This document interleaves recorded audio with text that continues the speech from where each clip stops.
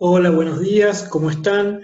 Vamos a dar comienzo a este cuarto y último módulo de capacitación de producción de gírgolas sobre sustratos regionales. Espero haber sido lo suficientemente claro en los módulos anteriores. Aquellos que no lo hayan podido ver, les recomiendo que busquen los módulos 1, 2 y 3 para poder entender mejor la finalización de esta capacitación de gírgolas, de producción de gírgolas, ¿sí? Bueno, durante los módulos anteriores estuvimos hablando del sustrato, de cómo es la elaboración del sustrato, la formulación, estuvimos hablando de la semilla, el inóculo que uno utiliza y el lugar, ¿sí? El área de inoculación, cómo se debe hacer la inoculación y qué condiciones tiene que tener ese lugar donde se realiza la inoculación, que es la siembra, como se dice comúnmente. Bueno, el paso que continúa, el paso que sigue a la siembra es la incubación.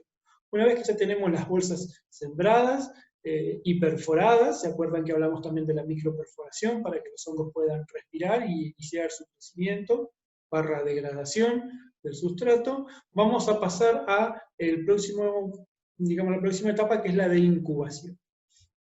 Para la incubación, el hongo va a necesitar principalmente un control de temperatura. Esto es, que lograr que la temperatura en el interior de la bolsa ronde los 24 a 35 grados, ¿sí? Ese es el margen en el que yo me puedo mover como dato de temperatura interna de la bolsa. El ideal es, como dice la diapositiva, 24 a 27, ¿sí? ¿Por qué me puedo ir hasta 35? El hongo en su crecimiento genera calor. Este calor se va a acumular adentro de la bolsa y puede llegar a generar problemas. Pero si yo lo mantengo por debajo de 35 grados, la situación va a estar controlada, ¿sí? Ahora, con temperaturas muy por debajo de 24, el hongo empieza a crecer cada vez más lento y pueden aparecer otros hongos que compiten con el cultivo de nuestro hongo. Por eso es necesario tener también calefacción para los periodos del año en los que yo estoy cultivando y que hace mucho frío. Entonces, tanto la calefacción como la refrigeración en el lugar de incubación va a ser muy importante. Por otro lado, este lugar va a tener que ser un lugar oscuro, quiero decir que no es necesario tener un control de la iluminación, ¿sí? La ventilación tampoco es necesaria, y el control de humedad tampoco es importante, dado que la humedad que a nosotros nos interesa es la que está, la del sustrato que está dentro de la bolsa, que no va a ser modificada, ¿sí? Con lo cual, yo no tengo más que tener control de la temperatura en el lugar en donde voy a poner las bolsas a que transcurran el periodo de incubación. Desde el punto de vista sanitario, tiene que ser un lugar limpio, ¿sí? La posibilidad de que este sustrato se me contamine en ese lugar es muy importante, ¿sí? Con lo cual, la limpieza tiene que ser, la desinfección de ese lugar tiene que ser algo muy riguroso, ¿sí? Y hecho con seriedad y de manera sistémica, ¿sí? También es necesario, además de eso, tener un control de la temperatura, un registro diario de cómo van variando las temperaturas y de las cosas raras que uno puede llegar a observar en esta sala, ¿sí? En definitiva, como un dato importante y relevante, en esta sala vamos a necesitar tener un equipo de frío-calor que me controle las temperaturas. En esta diapositiva les muestro una sala de incubación en dos periodos, ¿sí? Al inicio de la incubación y al final de la incubación. Generalmente la incubación dura 18 a 25 días, normalmente alrededor de 20, es bastante ajustado. Y al comienzo vamos a ver nosotros bolsas que van a tener, digamos, donde se va a ver más el color del sustrato, el sustrato ya preparado, ¿sí? Y algunos puntitos blancos que indican el crecimiento de el micelio de cada uno a partir de los granos de cereales, ¿sí? Y sobre el final vamos a ver que las bolsas ya se ponen totalmente blancas porque el micelio toma intensidad, cubre todo el sustrato y entonces el color de la bolsa va cambiando, ¿sí? En la primera fase es una fase de invasión en que el micelio rápidamente se preocupa por ocupar el espacio y que no colonicen otros hongos que podrían llegar a ver. No se olviden que nosotros hicimos una pasteurización, con lo cual siempre algún otro microorganismo queda. Y en la segunda fase vemos la fase ya de nutrición, en la que el hongo ya ocupó el espacio y empieza a degradar. ¿Sí? A partir del día 11 y hasta el día 20 ocurre la degradación, es cuando el hongo empieza a liberar las enzimas, a romper la celulosa, la lignina, y empieza a absorber, por eso se pone más blanco, el micelio es como que se engruesa, se pone más grueso y se ve más blanco.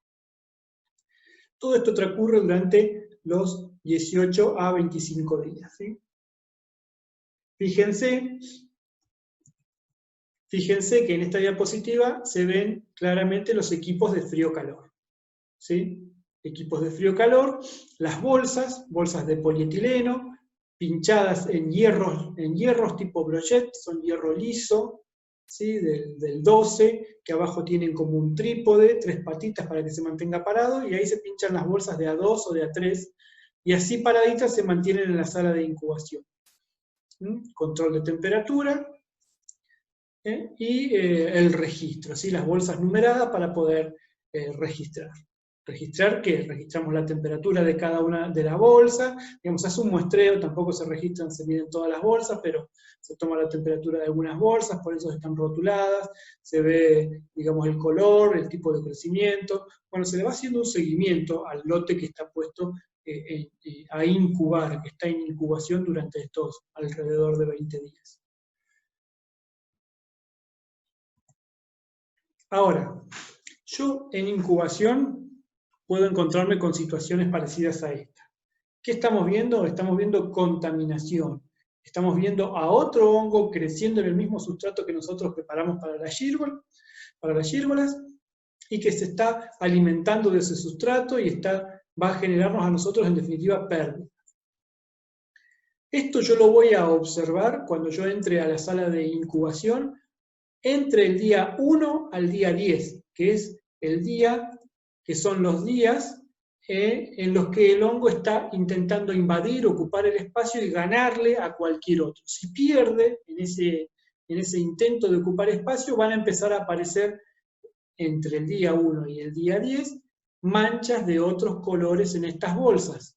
¿Sí? Manchas de otros colores que nos van a estar indicando crecimiento de otros hongos que son contaminantes. Hay un hongo, el principal, el más agresivo, el que más frecuentemente aparece, el principal dolor de cabeza de todos los cultivadores de hongo, que es el tricoderma, la tricoderma. Es un hongo generalmente de color verde, verde oliváceo, ¿sí? Y que tiene gran velocidad de crecimiento, gran formación de conidios, que son su forma de propagación, son como pequeñas esporitas. Cada uno de esos conidios son muy viables, tienen una generación de estructuras de resistencia, digamos, tienen toda una batería de herramientas que le dan gran agresividad a este hongo cuando se comporta como competidor del Pleurotus, competidor de la gírgola. Es el gran dolor de cabeza de los cultivadores de hongo.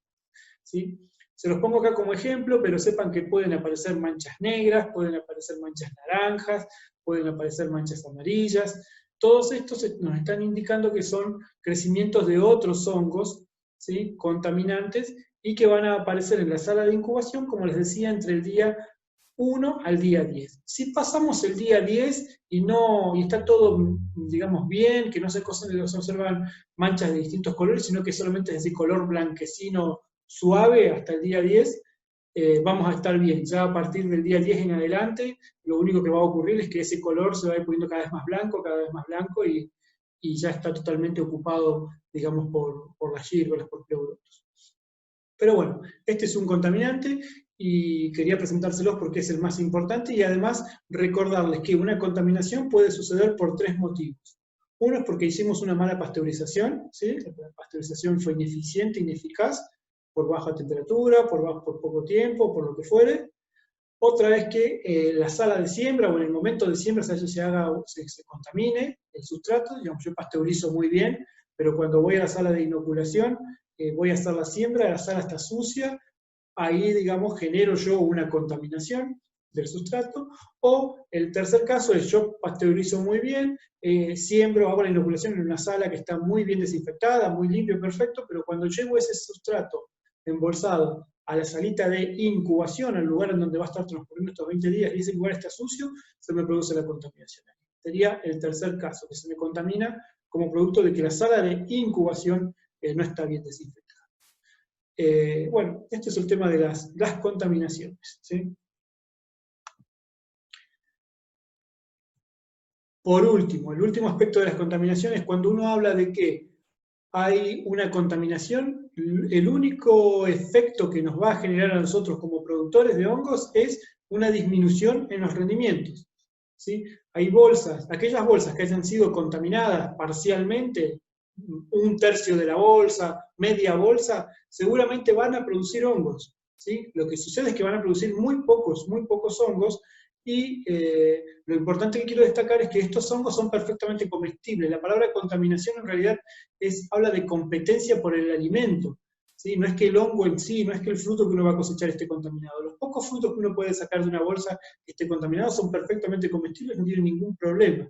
El tema es que esa bolsa va a dar muy poco, y además tener esa bolsa contaminada en nuestro lugar de incubación nos va a generar también riesgo de seguir contaminando con esa bolsa, seguir contaminando el ambiente, ¿sí? Por eso muchas veces se toma la decisión de descartar. Cuando tenemos bolsas que están muy contaminadas, directamente se descarta. Bueno, si transcurrimos los 20 días sin contaminaciones o sin grandes contaminaciones, de manera exitosa, vamos a poder pasar a la última etapa, que es la etapa de fructificación, ¿sí? En esta etapa lo que vamos a tener que hacer es tener control de más parámetros ambientales, porque, como yo les dije en uno de los primeros módulos, la producción de hongos sobre el sustrato tiene la principal ventaja o la característica más valiosa, es la continuidad, ¿sí? La continuidad de su cultivo. Yo puedo cosechar hongos durante todo el año. Para poder hacer eso, tengo que tener un ambiente, que es el ambiente de fructificación, y tiene que ser un ambiente de parámetros controlados, ¿sí? En términos generales, vamos a intentar imitar el clima del otoño, el ambiente otoñal, ¿sí? Que es el momento en el que de forma silvestre las gírgolas aparecen. ¿Por qué? Porque esa intensidad lumínica, esa humedad, esa ventilación, etcétera, lo favorecen o lo estimulan, perdón, a que produzca las fructificaciones. Entonces ese mismo ambiente vamos a intentar reproducir en las salas de fructificación. Para ello vamos a tener que tener control de temperatura, vamos a tener que poder controlar la humedad, controlar la iluminación y controlar la ventilación. Para el control de temperatura vamos a tener que manejarnos, o vamos a poder manejarnos con dos rangos. Cuando trabajamos con cepas de temperaturas frías, ¿se acuerdan que yo les decía que una opción es elegir cepas que fructifiquen a temperaturas bajas? La temperatura de fructificación va a variar entre 15 a 14. Cuando trabajamos con cepas de temperaturas cálidas, la temperatura de fructificación va a variar entre 19 a 23 grados, ¿sí? El otro parámetro que tenemos que controlar es la humedad, ¿sí? La humedad también va a variar entre 60 a 85%. Cuando los hongos crecen, que son pequeños primordios, son más frágiles y más susceptibles al deshidratado, vamos a tener que tener en ese caso humedades de alrededor del 85%. A medida que los hongos van creciendo y que ya toman tamaño de cosecha, es necesario reducir esa humedad alrededor de un 60% para que los hongos no estén pasados de agua, no estén cargados de humedad, dado que los hongos absorben mucha humedad, ¿sí? Entonces en ese momento, ya próximos a la cosecha, bajamos la humedad del ambiente alrededor de un 60%. Respecto de la iluminación, los hongos para crecer, para fructificar bien, necesitan buena iluminación, alrededor de 10 horas de luz, y un tipo de luz que sea luz blanca, ¿sí? Se pueden usar tubos de luz fluorescente, que es luz blanca, o lámparas LED bajo consumo, la luz fría. Ese tipo de iluminación cumple con las características del espectro que necesita el hongo para fructificar. Les decía, son por lo menos 10 horas por 14 de oscuridad, y la intensidad tiene que ser de alrededor de 800 lux, con la sala vacía. Esto es una buena intensidad, una importante intensidad. Por último, la ventilación. ¿Sí? La ventilación en la sala de fructificación es importante porque el hongo, cuando crece, va respirando y va liberando dióxido de carbono. Ese dióxido de carbono se puede acumular en la sala de fructificación, y eso va a generar deformaciones en el hongo. ¿Sí? El hongo se tiende a deformar cuando hay acumulación de dióxido de carbono o falta de ventilación. ¿Qué se hace frecuentemente cuando las salas de fructificación son chicas? Hablamos de una sala de 30 metros cuadrados. lo que se hace es utilizar el mismo equipo de frío-calor que tiene su ventilador, que inyecta el aire frío o el aire caliente dentro de la sala, para generar la ventilación. ¿De qué manera lo hacemos? Lo que se hace es conectar el equipo de frío-calor con el exterior, de manera que cuando funcione tome aire de afuera, lo enfríe o lo caliente, depende de la función en la que esté funcionando, y lo meta dentro de la sala de fructificación. De esa manera estamos metiendo aire nuevo, ¿sí? Y estamos generando una ventilación. Y además, lo que hay que hacer es, a la sala de fructificación, abajo, a la altura de los zócalos, sobre las paredes, hacer unas pequeñas aberturas para que el dióxido de carbono que es arrastrado evacúe por abajo y salga por esas aberturas que están a nivel del piso, y de esa manera poder generar la circulación de aire de ventilación. Desde el punto de vista de la limpieza, el nivel del requerimiento de limpieza, de sanidad del área de fructificación es bajo, ¿sí?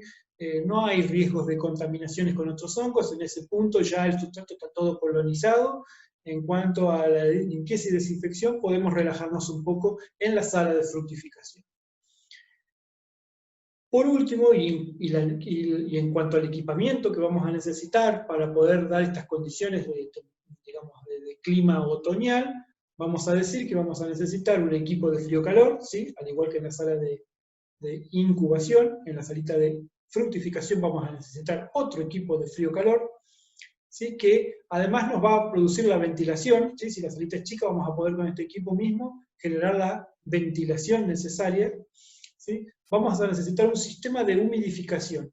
¿A qué le llamamos sistema de humidificación? Es una bombita centrífuga con una distribución de concañerías en el interior de la sala que van largando una lluvia muy, muy finita, ¿sí? Dado que se pone en determinados lugares, cada aproximadamente 1,50 m, una especie de humidificadores o fogger que largan una llovizna muy finita y que esa llovizna se evapora y hace que se genere un ambiente húmedo. Esto se logra con una bomba centrífuga y un sistema de cañerías con humidificadores. Por último, la iluminación, que no es ni más ni menos que la instalación de lámparas, sean lámparas de bajo consumo, lámparas LED o tubos de luz fluorescente, ¿sí? Siempre que cumplan con el espectro lumínico que les mencioné anteriormente, y con una importante intensidad lumínica, ¿sí? Medida en lux, alrededor de 800 lux por metro cuadrado, ¿sí? Este sistema de iluminación no va a tener más que un interruptor y que vamos a prenderlo, vamos a dejarlo encendido durante 10 horas y el resto, las restantes 14 horas del ciclo diario van a estar en oscuridad. Con todo esto vamos a poder generar este otoño constante y vamos a lograr entrar en cosecha.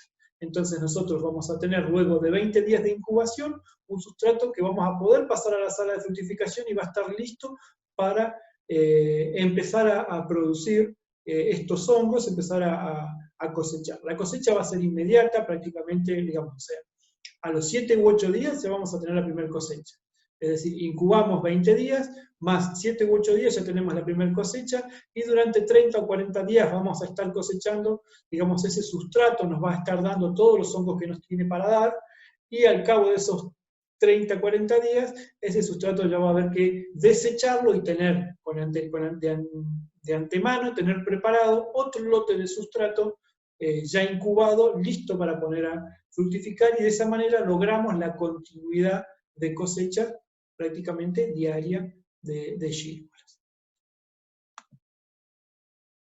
Bueno, acá les muestro una sala de fructificación, en donde lo que vemos es acá arriba la iluminación, en este caso hecha con tubos de luz fluorescente. Acá al costado, no sé si se llega a ver, es una manguerita que tiene, digamos, que conduce el agua para la humidificación. Acá al centro tenemos un tubo de polietileno que distribuye el aire que sale del equipo de frío-calor, ¿sí? Para poder hacer una distribución más homogénea del aire dentro de la sala. Por último vemos los pinches que están, digamos, están pasando de la salita de incubación a la salita de fructificación. Esta sala tiene que quedar mucho más llena, con los pinches puestos sobre, digamos, con las bolsas puestas sobre los pinches, y acá, al cabo de los 7 días aproximadamente, u 8 días, vamos a empezar a tener las primeras cosechas. ¿Sí? Y así la cosecha se va a extender durante aproximadamente 30 o 40 días, ¿sí? Vamos a tener situaciones, deberíamos tener situaciones similares a esta segunda foto, en donde vemos todo el bloque de sustrato que está ya, digamos, fructificando. Me permito aclararles acá que algo que me está faltando, que es, ¿qué hacemos con la bolsa? Porque hasta acá no les he dicho nada.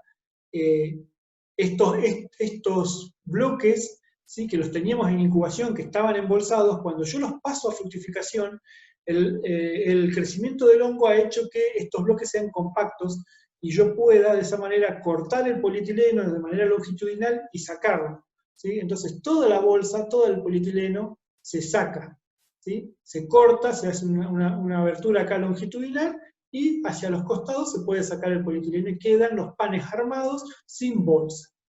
Por eso uno puede llegar a ver esta segunda foto en donde aparecen fructificaciones por toda la superficie del bloque de sustrato. Entonces en esta sala vamos a tener el control de temperatura, de ventilación, de iluminación y de humedad. Un aspecto más que quiero comentarles y que por ahí es importante es la inducción. El hongo, mientras está en la etapa de incubación, esos 20 días, ¿sí?, que vimos en el módulo, durante el módulo 3, está en un estado que se le denomina estado vegetativo. Está, digamos, fisiológicamente o metabólicamente ocupado de degradar el sustrato, de alimentarse y de acumular reservas. En ese estado vegetativo solo hace eso, crece, digamos, crece de forma de micelio. El micelio, digamos, continúa creciendo y degradando y almacenando reservas. Cuando yo lo paso a la sala de fructificación y empiezo la cosecha, que veo que los hongos están creciendo, en este caso, ya estoy en otro estado, en otro estado fisiológico, que es el estado reproductivo. ¿Sí? El hongo en este caso ya no está más haciendo lo que hacía antes, que es degradar y acumular reservas, sino que lo que está haciendo es transformar esas reservas que ya tenía acumuladas en fructificaciones y se está preocupando por generar las esporas, por lo que sería dejar su descendencia para que el ciclo de vida del hongo continúe. Entonces está en el estado vegetativo en este caso. Para que haya una buena cosecha, tiene que haber un buen pasaje de estado vegetativo a estado reproductivo, ¿sí? Y ese buen pasaje se va a lograr cuando haya una buena inducción. La inducción es un proceso que hace que el hongo cambie de un estado al otro, y es como una señal, ¿sí?, que le vamos a dar nosotros, en nuestro caso, sino que en la naturaleza se lo da la naturaleza, pero en nuestro caso se la vamos a dar nosotros, para decirle que deje de estar en estado vegetativo y pase a estado reproductivo. Esta señal se la vamos a dar con cambio de 3 parámetros: temperatura, humedad, temperatura, luz y concentración de dióxido de carbono. Cambios en estos 3 parámetros, cambios drásticos, son como un shock y le dan una señal de inducción para que el hongo empiece a pasar al estado reproductivo y empiece a formar sus cuerpos fructíferos. ¿Cuándo le voy a dar estos cambios? Cuando yo lo pase de la sala de incubación a la sala de fructificación, ahí va a haber una reducción de temperatura, ¿sí? El hongo va a estar creciendo entre 25 y 27 grados, lo voy a pasar a una sala que va a estar, por ejemplo, a 15, 17, ahí tenemos un shock por disminución de temperatura. Después, cuando yo lo pase, también va a estar creciendo el hongo en la sala de incubación, es una sala oscura, una sala que no tiene iluminación, puede tener alguna luz, pero que yo la voy a encender cuando voy a medir la temperatura o voy a controlar que no hayan contaminaciones. Luego, cuando salgo de esa sala, la apago la luz, con lo cual está siempre en oscuridad. Por el contrario, cuando yo lo paso a la sala de fructificación, es una sala muy iluminada y con una determinada iluminación. Entonces ahí hay un segundo shock por iluminación, por aumento de la intensidad lumínica. Y después tenemos un tercer shock, que es el de la concentración de dióxido de carbono. En la sala de incubación, cuando el hongo está creciendo en su estado vegetativo, se acumula mucho dióxido de carbono dentro de la bolsa y quizás también dentro de la sala, y yo en ningún momento les hablé de ventilación, porque en ese caso la ventilación no es necesaria, no hace falta. El hongo puede crecer, está acostumbrado a crecer en esas grandes concentraciones de dióxido de carbono. Cuando yo lo paso a la sala de fructificación, que es una sala que sí tiene ventilación, que es una sala en donde yo le voy a sacar la bolsa, esa concentración de dióxido de carbono que hay adentro del sustrato que está embolsado disminuye drásticamente. Entonces ahí tenemos un tercer shock por disminución de la concentración de dióxido de carbono. Estos 3 shocks de 3 parámetros son los que le dan una señal al hongo, es como que lo sacuden y le dicen, pará de estar en el estado vegetativo, pará de degradar, pará de acumular reservas y empezá a preocuparte por producir tus cuerpos fructíferos y después tus esporas y tu descendencia. Estos cambios drásticos tienen que ser bien marcados, se los damos nosotros, y de esto depende en parte una buena fructificación, una buena formación, ¿sí? Porque luego de la inducción, ¿sí? Que se da acá sobre el micelio, ocurre esto que se ve acá a nivel de microscopio, es una diferenciación. Entonces ya acá microscópicamente está diferenciado qué parte del micelio se va a transformar en sombrero, qué parte en laminilla, qué parte en fruto. La conformación de un buen desarrollo de un fruto se da acá, en la diferenciación. Y esta va a depender de la inducción. Con lo cual es un factor, es una parte importante que la tengamos en cuenta y que la demos de manera correcta al inicio de la etapa de fructificación. Por último quería mostrarles estas fotos de salas de fructificación, para que vean los rendimientos que se pueden llegar a lograr. Esta es prácticamente una pared de gírgolas lista para cosechar, ¿sí? Y cómo están dispuestas las bolsas y demás. Uno de los últimos aspectos que me está quedando es la cosecha. ¿Sí? ¿Cuándo voy a cosechar yo a los hongos? Los hongos hay que cosecharlos cuando están totalmente extendidos. El hongo es como un fruto que está enroscado hacia abajo y hacia adentro, y a medida que va tomando cuerpo, que va desarrollándose, se va desdoblando, se va desenroscando. Cuando está totalmente desdoblado, su contorno es el punto óptimo de cosecha. Si yo lo continúo dejando más tiempo, el hongo se va a dar vuelta hacia arriba. No sé si ustedes llegan a verlo en estas imágenes de acá abajo, ¿sí? A diferencia de, por ejemplo, estas de acá, este hongo está dado vuelta hacia arriba, el borde, y esto nos está indicando que está pasado de su punto de cosecha. En este caso, estamos viendo un punto de cosecha óptimo, ¿sí? Acá donde tenemos las manos con el cuchillo, están cosechando en un punto de cosecha óptimo. Esta imagen que tenemos acá abajo, estas gírgolas de acá o estas de acá, se ve un borde blanco y es porque ya se ha dado vuelta hacia arriba. Está pasado del punto de cosecha. Es difícil, porque el crecimiento del hongo es muy rápido, es difícil cosechar en el punto óptimo de cosecha, pero no es imposible y ahí uno tiene que tratar siempre de cosecharlo de la mejor manera. Los hongos una vez cosechados siempre se ponen en canasto y se llevan rápidamente al frío.